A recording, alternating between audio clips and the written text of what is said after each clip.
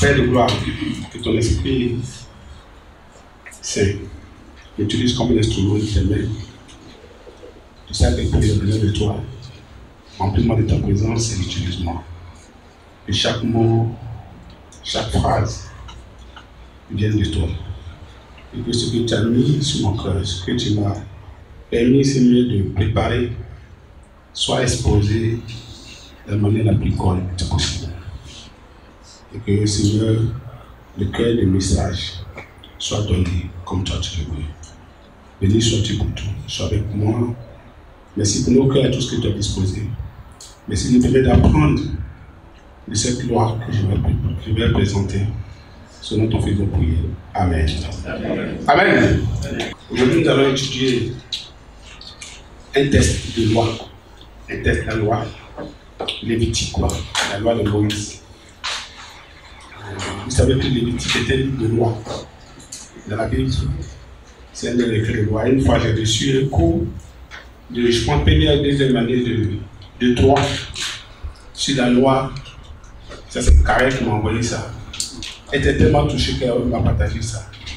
Elle était étonnée de voir que le droit moderne tire sur l'essence du droit hébreu, du droit hébreu. C'était incroyable de voir ça. Et c'était très intéressant aussi de voir ces choses-là. Amen. Amen. Donc, l'Exode, vous savez que l'Exode raconte l'histoire du peuple d'Israël qui sort de l'Égypte. C'est comme ça que la nation d'Israël a été formée. La nation a été formée petit à petit. Et elle sort former une nation. Ça, on sait, ça, c'était le but d'Exode. Exode 6, par exemple, 6 à 7, dit, c'est pourquoi, dis-leur de ma part, je suis l'Éternel, je vous soustrairai aux corvées auxquelles les Égyptiens vous soumettent. Je vous libérerai de l'esclavage qu'ils vous imposent et je vous délivrerai sur la force de mon bras et en exerçant de terribles jugements. Exode 6, 6 à 7. Verset 7. Je vous prendrai pour mon peuple et je serai votre Dieu. Ainsi, vous saurez que je suis l'Éternel, votre Dieu, qui vous a franchi des corvées que les Égyptiens vous imposent. Donc Dieu choisit Israël, les descendants d'Israël, de Jacob, et puis il en fait son peuple. Il dit, vous serez mon peuple. Il y a plusieurs buts pour lesquels il le fait. Il faut qu'il y ait un modèle sur la terre que les gens pourront copier. Ça, c'est un des buts. Mais un autre but aussi, en Genèse, Israël devait juger Canaan. C'est Dieu a utilisé Israël comme instrument pour juger Canaan. Tout cela, parce que en Genèse, ça se voit là-bas aussi. Et puis il y a d'autres buts certainement. Donc c'est à ce peuple-là qu'il lui appartient maintenant qu'il veut donner une loi. Quand il y a un peuple, quand il y a une nation, il faut des lois. S'il n'y a pas de lois, ce n'est pas bon. Il faut des lois partout. Dans un petit groupe, il faut des lois. Dans une famille, il faut des lois. Dans une grande famille, il faut des lois. Dans un village, il faut des lois. S'il n'y a pas de lois, chacun fait ce qu'il veut et ça va détruire la communauté qui est là. Il faut des lois. Donc Dieu nous donne des lois. Ça, c'est important de savoir ça parce que d'abord, la loi qui a été donnée est d'abord pour Israël. Maintenant, nous, on en tire beaucoup de choses. C'est d'abord pour Israël. C'est pour ça que certaines lois, je vais en parler, sont spécifiques au peuple d'Israël. Et puis il y a certaines lois qui ont une portée plus large, ça peut toucher à tous les hommes, parce que ce sont des lois morales, des lois éthiques et morales par exemple. Ça c'est tout là. Donc dans les autres, Dieu est le libérateur d'Israël. Exode, Dieu libérateur d'Israël. Dans Lévitique, Dieu est le législateur d'Israël. Lui seul forme l'Assemblée nationale d'Israël et puis il écrit des lois pour Israël à travers Moïse. Voilà ce qui se passe. Dans Exode, les libérateurs. Dans Lévitique, les législateurs. J'ai une autre manière de présenter Dieu. Donc Dieu va enseigner au peuple comment vivre en sa présence, en présence du Dieu saint. Il est un Dieu saint. Il y a une manière de vivre avec lui. Il y a une manière d'être avec lui. Si tu ne vis pas de certaine manière avec lui, il y a par exemple une histoire que certaines personnes m'ont envoyée pour me dire, comment tu peux comprendre ça? Vous vous souvenez quand l'arche de l'Alliance devait être ramenée à Jérusalem. Et puis, il y a deux personnes, l'arche devait tomber, il voulait tomber, et puis ils sont allés attraper, ils sont morts. Ça c'est Dieu. Il y a des choses qu'il ne tolère pas. Alors qu'ils avaient de bonnes intentions. Ils voulaient protéger l'arche. Mais ce n'était pas à eux de toucher l'âge. Donc c'est important de savoir comment on vit avec ce Dieu si saint, très saint. Amen. Donc comment adorer? Comment l'adorer? C'est pour ça qu'il établit des règles de culte, des sacrifices, des règles de pureté, des règles rituelles, des règles des lois morales et civiles. Donc, quand vous voyez les lois, il y a une catégorie classique, la plus simple possible. Les lois sont en termes de les lois morales. Ça, c'est la manière de vivre, tout ça. Les lois cérémonielles. Quand il y a le culte, la haute culture, comment ça se fait? Et puis les lois civiles. En tant que peuple, comment on vit entre eux? Comment faire les affaires entre eux? Comment, si tu as prêté l'argent à quelqu'un, comment ça va se passer? Tout ça là, Dieu va faire tout cela. Donc, les lois morales, par exemple, ça décrit la volonté éthique de Dieu. Et c'est applicable à tous les temps. Par exemple, ne volez point. La même peuple a dit, ça là c'est bon. Ne vole pas, c'est pour tout le monde. Ne ment pas, c'est pour tout le monde. Le fait d'aimer son prochain, tout le monde, tous les peuples, toutes les nations, tout le monde sent que c'est bon. Ça c'est une loi morale. Et pour nous, c'est bon pour nous, même en tant que chrétiens, ça c'est bon pour nous. Ça c'est au niveau des lois morales. Ça c'est le premier type de loi, comme disait les lois. Les lois cérémonielles ou culturelles, ça c'est les lois culturelles sur le culte. Ça concerne le culte d'Israël, les sacrifices, les fêtes religieuses, la pureté. Ça concerne le culte. Par exemple, le type d'offrande, comment ils font, rite de purification, il n'y a pas que ça m'inquiète un peu. Loi sur les animaux, purs ou impurs. Parce que si on regarde les lois sur les animaux purs et impurs, on ne peut pas manger. En tout cas, beaucoup de gens qui ne mangeaient pas. Voilà, et ils avaient les lois, c'était pour eux. Et Dieu avait bien prescrit pour lequel il a donné.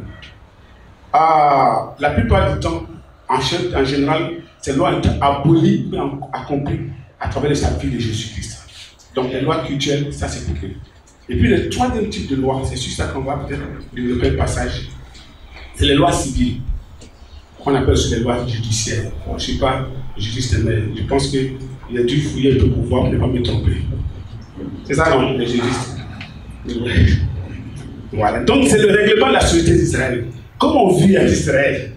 La justice, la punition, les relations sociales, par les lois sur l'esclavage, sur l'héritage, comme on hérite. Parce que si tu ne prépares pas tout ça, le jour où il y a l'héritage, il y a un problème. Vous savez, tout le monde ne peut pas tout ça d'avance pour ne pas créer des problèmes. Les dettes, la restitution des dettes, c'est d'abord pour l'ancien d'Israël, mais c'est inspirant pour nous. Ces lois-là sont inspirées les lois modernes. Les lois ont inspiré les lois modernes. Même on peut faire une structure. Donc, d'un test, on peut faire ça même. Si vous voulez les lois des choses, vous pouvez faire structurer comme les lois modernes aujourd'hui, en termes de lois, titres, chapitres, sections. On peut faire ça. Et les lois que vous voyez là, si vous lisez bien, c'est comme ça que c'est fait. Ce n'est pas seulement écrit, mais c'est comme ça que c'est fait. Maintenant, comme on veut étudier ça, Lévitique chapitre 25 maintenant, verset 1 à 7. Lévitique 25, verset 1 à 7. Je vais vous présenter la loi qu'on va étudier. C'est une loi, si c'est appliqué, le verset qui dit que vous ne serez pas les derniers, vous serez les premiers, c'est tellement vrai. C'est appliqué. Lévitique 25, verset 1 à 7. Sur le mont Sinaï, l'Éternel s'adressa à Moïse en ces termes. Dis aux Israélites, quand vous serez entrés dans le pays que je vais vous donner, la terre même se reposera. Pour l'Éternel, vous la laisserez se reposer. Ça, c'est un type de sabbat. C'est pour ça que quand attention à exiger des sabbats, il faut que samedi on fasse le culte. Le sabbat veut dire repos, simplement. Et même la terre se reposait. Il y a une année où 7 ans vous cultivez la terre. 6 ans vous cultivez la terre. La 7e année, là, on ne fait rien sur la terre. Dieu était le plus grand écologiste, d'abord avant les écologistes. C'est l'écologie. Ça protège la terre. Il dit, 6 ans tu travailles, 7e année-là, il faut laisser ta terre. Tu ne touches pas. C'est ça qu'il dit. Et puis il dit, c'est pour lui. Pendant 6 ans, tu ensemenceras ton champ. Et pendant 6 ans, tu tailleras ta vigne, comme on taille les caféiers là. et tu en récolteras les produits. Mais la 7e année sera un sabbat. Sera un sabbat. Une année de repos pour la terre. On la laissera se reposer en l'honneur de l'Éternel. Pourquoi aujourd'hui on n'a plus vraiment de terre? Pourquoi les terres sont tellement surexploitées qu'aujourd'hui, regardez comme ça produit aujourd'hui. Si on savait gérer nos terres comme il se doit, s'il n'y a pas trop de cupidité, tu ne vas pas payer tomates puis le soir ça fondu. Tu payes tomates le soir ça fondu. Moi il fait marcher, ma femme me connaît, il fait marcher. Moi je n'ai même pas de problème. Il discute avec mon marché. Il fait marcher, ma femme me connaît. Que le voyage, que même dans le marché, même, les femmes me sur le téléphone. Les femmes me disent qu'elles me critiquent. Mais moi je dis c'est quoi? Ça c'est tes choses, c'est tout le temps. Je prends. Je connais les produits.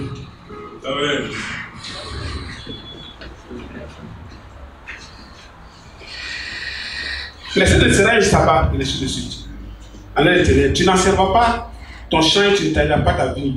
Tu ne moissonneras pas ce qui poussera tout seul de la moisson précédente. Et tu ne vendageras pas les raisins de la vigne non taillés, afin de donner une année de repos à la terre. Vous vous nourrirez de ce que la terre produira pendant son temps de repos. Toi, ton serviteur, ta servante, ton ouvrier journalier et les étrangers résidant chez vous, ainsi que ton bétail et les animaux sauvages qui vivent dans ton pays, tout produit des terres leur servira de nourriture. Voilà. Tu ne fais rien. Ce qui reste là, c'est que tu as mangé. C'est défiant. À la fin, là, je vous dis, c'est très défiant. On va appliquer ça maintenant. Ça va avoir une connaître. C'est très défiant. Pratiquement, c'est pour ça que cette loi a été difficilement pratiquée. En Jérémie, Dieu répond les gens pour ça. Parce que tu vas pratiquer ça, tu vas faire comment? Quand nous, en tant qu'homme, on veut voir, on veut bien l'organiser, on veut planifier. Mais tu n'as pas sévé, comment tu vas récolter, comment tu vas t'en sortir? Ce n'est pas facile. Et dès l'année de repos pour la terre, même la terre a besoin de repos. Quand elle dit ça, elle dit, ah, toi décides, tu as besoin toi aussi de repos. Si terre doit se reposer, dans toi, il faut te reposer un peu quand même. D'abord, les gens ne vont pas se reposer. La terre, on est dans une année. Nous, on a 30 jours quand même.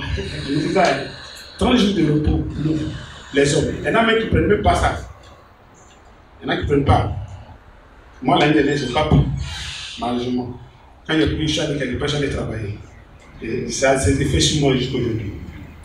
Donc, toute une législation pour la terre, c'est un repos total. Pas d'enseignement, pas de rien, ainsi de suite. Mais c'est que pour tout seul, c'est ça qu'on laisse, ainsi de suite. Verset 6 dit, vous nourrez le cycle et la terre produira. Donc voici, c'est un bon principe écologique, c'est vous êtes d'accord avec moi. Il faut respecter la terre et ne pas provoquer l'épuisement des sols par une exploitation trop intensive. C'est ça que Dieu voulait montrer. Mais il y a un principe théologique dedans. La terre appartient à Dieu. La terre appartient à Dieu. Ça c'est très important de savoir ça. Lévitique 27 maintenant. Donc la première partie parlait un peu du repos de la terre. La deuxième partie va nous faire sortir le thème. Verset 8 à 22. Vous compterez 7 années de repos. C'est-à-dire qu'ils font 6 ans. 7e année se repose. Chaque fois c'est comme ça. Maintenant, cette fois-ci, on va aller maintenant parler de notre sabbat que moi j'ai appelé super sabbat. Ça c'est le nom que je donne comme ça. Vous compterez 7 années de repos, soit 7 fois 7 ans. 7 ans. 6 ans, ouais, 7 ans encore. Maintenant, 7 fois là, ça fait presque 50 ans, ou bien 49 ans. 49 ans. C'est ça, non? C'est-à-dire une période de 49 ans, c'est ça. Le 10e jour du 7e mois, le jour des expiations, vous ferez retentir le son du corps à travers tout le pays. Vous déclarez année sainte, cette 50e année. Après les 49 ans, la 50e année là, c'est une année sainte. C'était là que le thème jubilé. Vous déclarez cette année, 5e année, et dans tous les pays, vous proclamez la libération de tous ses habitants. Ouais, ce sera pour vous l'année du jubilé. Chacun production de sa terre. Si on applique en Côte d'Ivoire, à l'ouest, ça va chauffer. On ne va pas. Parce qu'il y en a qui n'ont pu changer. Nous, les Gabouins, nous, on a tout vendu. Quand on finira, on va manger. Ils seront contents. Ils vont retrouver les terres en fait. Alors, ils ont vendu. Ça, c'est chez nous, les Gabouins. C'est pas ailleurs ce qu'on fait. La 50e année sera donc pour vous l'année du jubilé. Vous ne sèmerez pas. Vous ne moissonnerez pas ce que vous, les champs, auront produit. On met ça encore là, on ne prend rien dedans. Avant, on prend, mais c'est parce qu'on ne prend pas. De même, durant cette année-là. Et vous ne vendagerez pas la vigne non taillée. Car c'est l'année du jubilé. Vous la tiendrez pour sainte. Vous mangerez ce qui aura poussé dans les champs. En cette année jubilaire, chacun de vous retournera dans sa propriété. Si donc, vous vendez une propriété à votre compatriote, ou si vous en achetez une de lui, qu'aucun de vous ne laisse son compatriote, il n'y a pas de dauphiné dedans. Il n'y a pas fait de dire, comme il les a voulu dans les problèmes, je vais profiter pour avoir l'argent sur lui. Vous voyez quel genre de dit, comment Dieu voulait éduquer son peuple. Le peuple de Dieu était un peuple, Dieu doit avoir une grande moralité. Une éthique d'un niveau élevé. C'est nous qu'on donne en tant que chrétiens là. On ne doit pas être comme les autres hommes. Parce que notre manière de faire doit être différente. Quand on fait commerce, on peut commercer tout comme tous les autres. Va acheter. Bon, je ne sais pas si c'est le quartier comme ça, mais moi, la libératoire, où on est là, vraiment, faut acheter avocat. C'est 300% des gens qui payent mieux quoi. Mais que je sois un avocat, mais si on m'envoie avocat d'abord, je vais rester moins cher.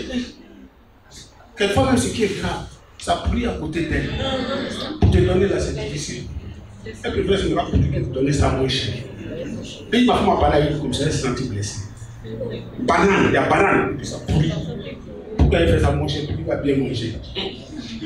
Dans la loi du jubilé, on ne fait pas ça. On veut équilibrer les choses. Parce que Dieu veut que son peuple n'est pas tous les gens, tout pauvre, esclave, tout le temps.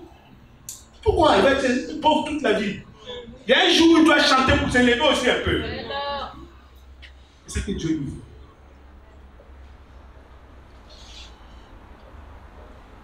Si donc vous vendez les propriétés, vous fixerez le prix, ça m'a fait tout rire. Quand tu veux vendre une propriété, là, voilà comment ils fixent les prix. J'ai fait des calculs, j'ai fait des simulations pour m'amuser. Vous fixerez le prix d'achat ou de vente d'une terre en tenant compte du nombre d'années écoulées depuis le dernier jubilé et donc du nombre d'années de récolte jusqu'au prochain jubilé. Je vais vous expliquer. Il y en a qui ont déjà compris, je vais vous expliquer. Moi, je vais vendre. Voici mon cher grand frère Emile Gourand à une terre. Je vais me vendre sa terre. Le dernier jubilé est passé il y a 10 ans. Donc, il reste combien d'années pour le prochain jubilé? 40 ans. Donc, il me vend mes récoltes que je vais faire pendant. C'est récoltes qu'il va faire pendant 40 ans. C'est ça qu'il me vend. Mais si le jubilé reste 10 ans, le prix diminue parce qu'on me vend les récoltes prévisibles de 10 ans. Je ne sais pas si vous voyez. C'est une équité incroyable. C'est un équilibre incroyable. Donc imagine les gens qui sont malins, c'est qu'il y a 2 ans, ils vont vendre les maisons. Bon, je suppose. L'homme là, c'est l'homme à tout. Parce qu'il s'est dit dans 2 ans, il y a une ma maison. Mais dans tous les cas, le prix sera en fonction de ça. Plus ou moins d'années, le prix d'achat, selon qu'il reste plus ou moins d'années, le prix d'achat sera élevé ou faible. Car en fait, ce qui est vendu, c'est un certain nombre de récoltes. On peut voir avec nous. Que nul ne laisse, que nul, nous n'allons fonctionner, que nous ne fait souffler à son prochain. Vous allez montrer en ivoirien. Les Français disent que nul ne laisse donc son prochain. Mais montrez que vous révérez votre Dieu. Il dit c'est comme ça qu'on montre qu'on respecte Dieu, qu'on craint Dieu.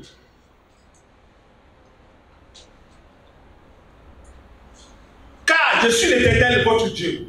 Vous obéirez à mes commandements, vous accepterez mes lois et vous les appliquerez. Ainsi, vous demeurez dans le pays en sécurité. C'est comme ça que je vais vous mettre en sécurité, si vous respectez ça. Et la terre vous donnera ses fruits pour manger à satiété et vous mènerez une existence paisible. Maintenant, verset 20, comme Dieu connaît l'homme.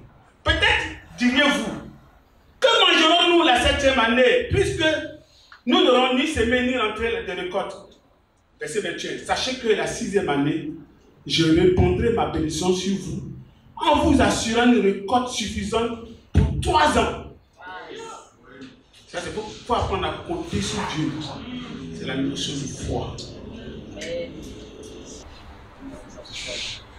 Peut-être direz-vous ainsi de suite. Sachez que la 6e année, je répandrai ma bénédiction sur vous, et vous, en vous assurant une récolte suffisante pour 3 ans. Lorsque vous mangerez, lorsque vous sèmerez la 8e année, vous vivrez encore sur l'ancienne récolte dont vous mangerez même jusqu'à la récolte de la nouvelle année. Voilà la loi du jubilé. C'est ça que le titre de mon message, c'est que j'ai donné.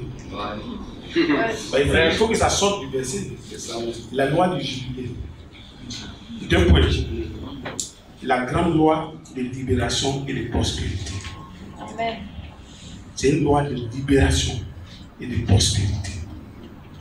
Si Israël avait appliqué cela, ce serait une nation vraiment prospère. Si nous appliquons les principes, si on n'a pas fait sortir les principes, je vous dis, même si on applique dans l'église ces principes, simplement, on sera une église prospère. Parce qu'on va vivre par la foi. Et Dieu bénit toujours les cœurs qui ont la foi. Dieu bénit ses cœurs.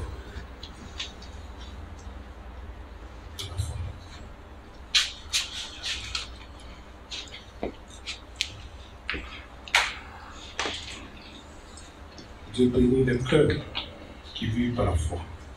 Bien sûr, le mot jubilé, je n'ai pas donné tout bien le beurre, tout ça, ce n'est pas nécessaire. L'objet qui a donné jubilé. Donc, j'appelais ça super sabbat. C'est une année sainte. Elle est annoncée au son du corps. C'est aussi le jour des expiations où on se libère de tout. C'est l'année de la libération de tous les habitants du pays. Chacun va retrouver les possessions et ainsi de suite. Voilà ce qui va se passer. Lévitique 19, verset 13.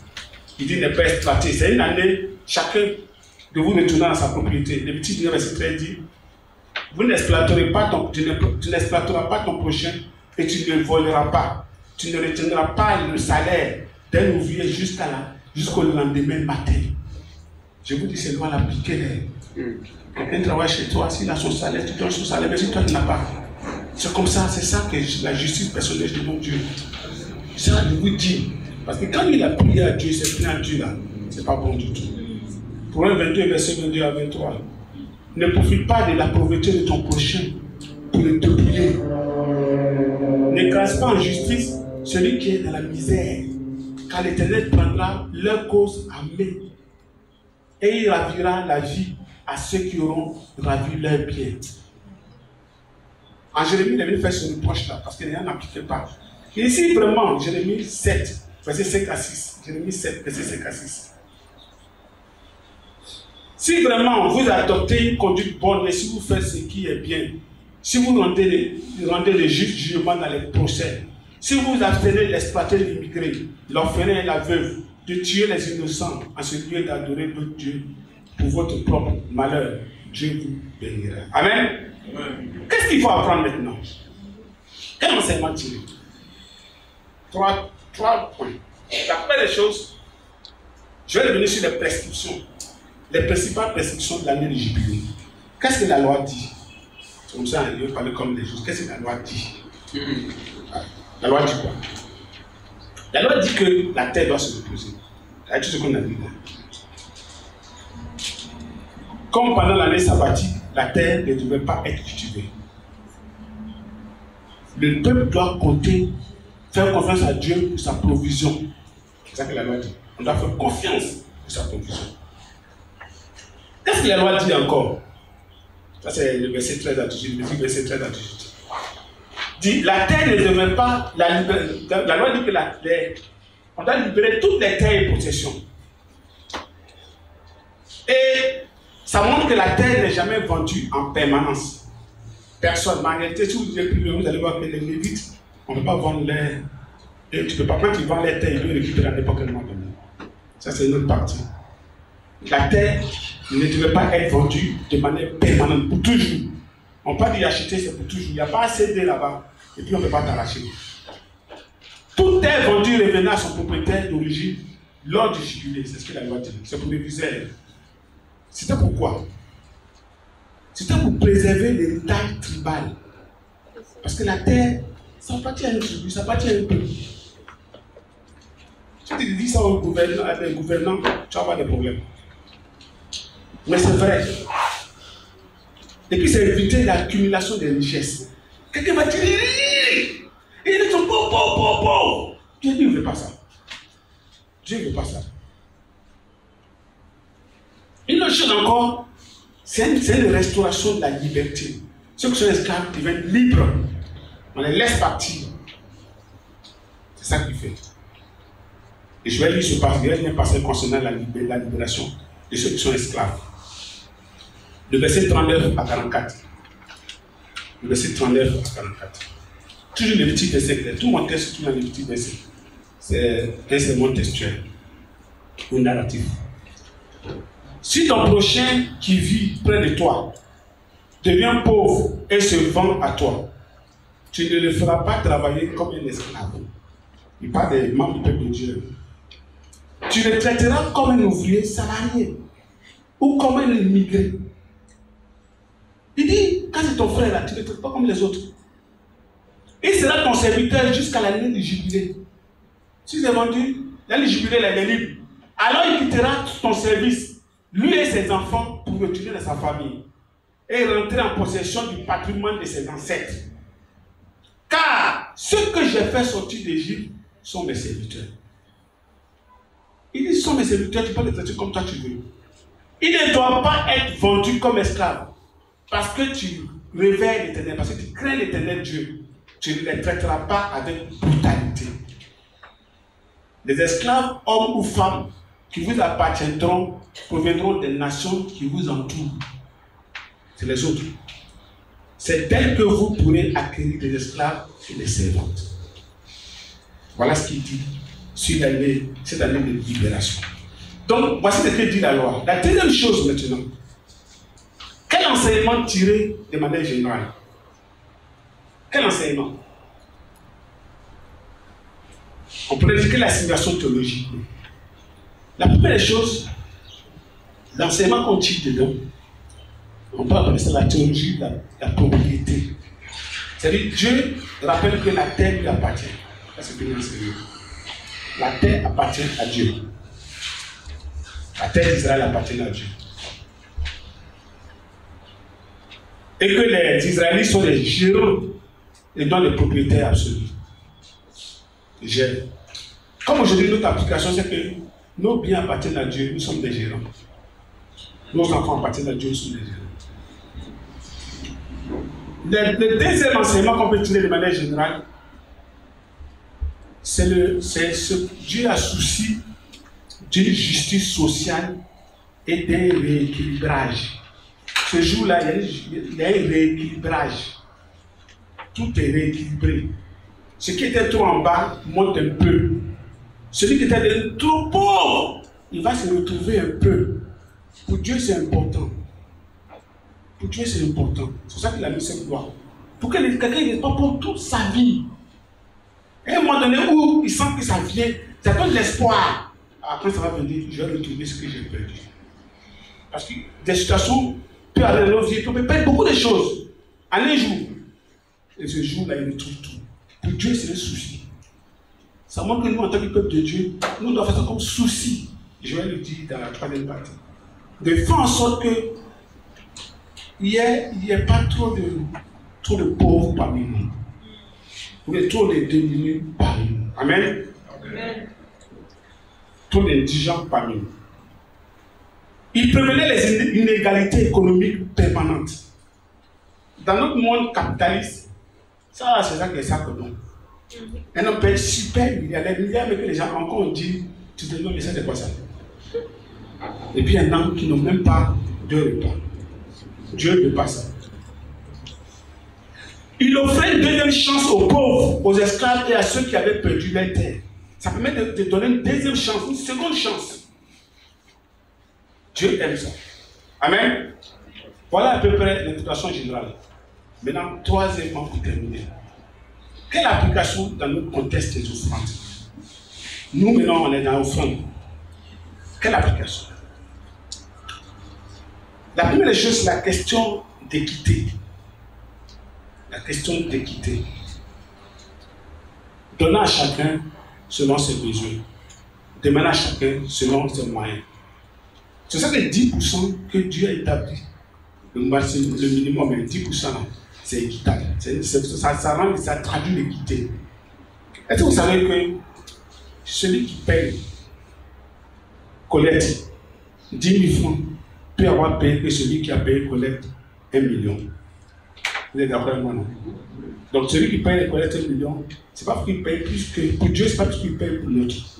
Lui, Dieu ne regarde ce que tu as, ce que tu donnes. C'est ça l'équité, c'est pas l'égalité. L'égalité, c'est les payés en égal. Et pour Dieu, c'est ça. Pour lui, c'est comme ça. Il regarde ça que la veuve va payer que tout le monde. Parce qu'elle-même, c'est ce qu'il lui reste, elle a payé 100%. Voilà. Et les autres là, ils ont payé beaucoup. Mais c'était peut-être 5%, au maximum 10%, comme c'est les pharisiens, ils ont dû payer 10%.